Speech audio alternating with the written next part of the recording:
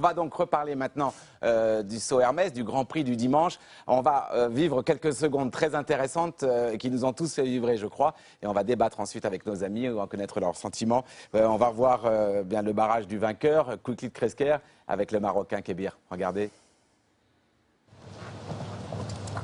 Part trop vite. Oh là, ça c'était un petit peu rasemote.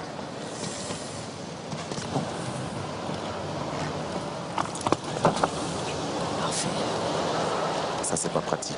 Ou quel effort il lui demande. Alors le vertical, ça va, mais c'est pour sortir que ça va être dur. Oui. Ouais, c'est bon. Tranquille, tranquille, tranquille. Pas trop d'excitation. Allez, petit.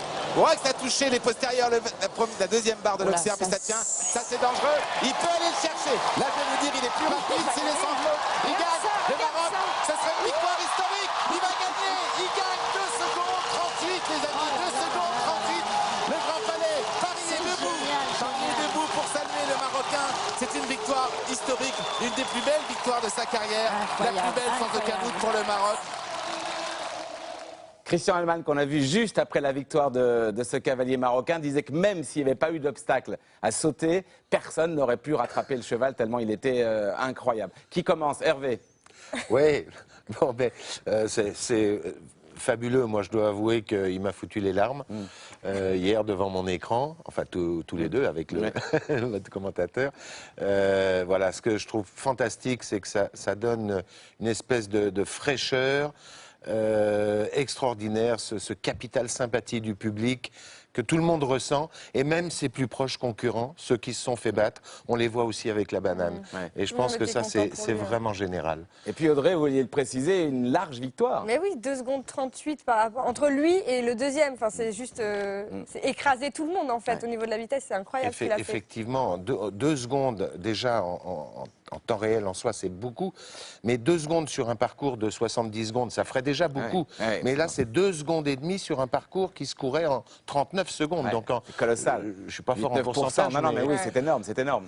Voilà. Alors, on parle d'un couple un tout petit peu atypique. Ça nous fait évidemment penser à vous, Bruno, et je sais que ça vous a beaucoup séduit. Vous avez, vous aussi, vibré pour ce couple atypique. Oui, j'ai trouvé extraordinaire comment il a gagné, comment ce couple évolue, et je crois qu'il a beaucoup de chance cette année de faire des très belles échéances.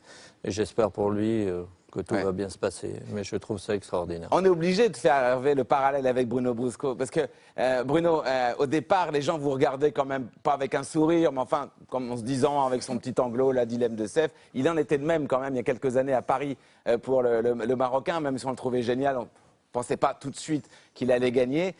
Eh bien, lui et vous gagnez à très haut niveau, quoi. C'est une belle leçon aussi quand même, Bruno. Oui, c'est super, et que tout est permis, et dans notre sport, voilà, peu importe, le but c'est de faire un super couple, et il l'a fait voir encore dimanche. Ouais. Alors, c'est ce que je rebondis sur ce que dit Bruno, c'est ça, on remet un peu l'église au milieu du village, et on remet en avant l'histoire d'un couple. Les chevaux ne sont pas que interchangeables, ce qui fait rêver, il y a des couples qui se font, et ça a une importance. Et effectivement, il faut le dire, c'est possible. Et ce cheval-là, peut-être avec quelqu'un d'autre, n'aurait jamais rien fait. Et heureusement qu'il y a des histoires comme ça. Et il faut les garder dans leur singularité, surtout. Tous les deux. Après chacun a son propre tempérament. Mais en tout cas, c'est comme ça que ça se passe.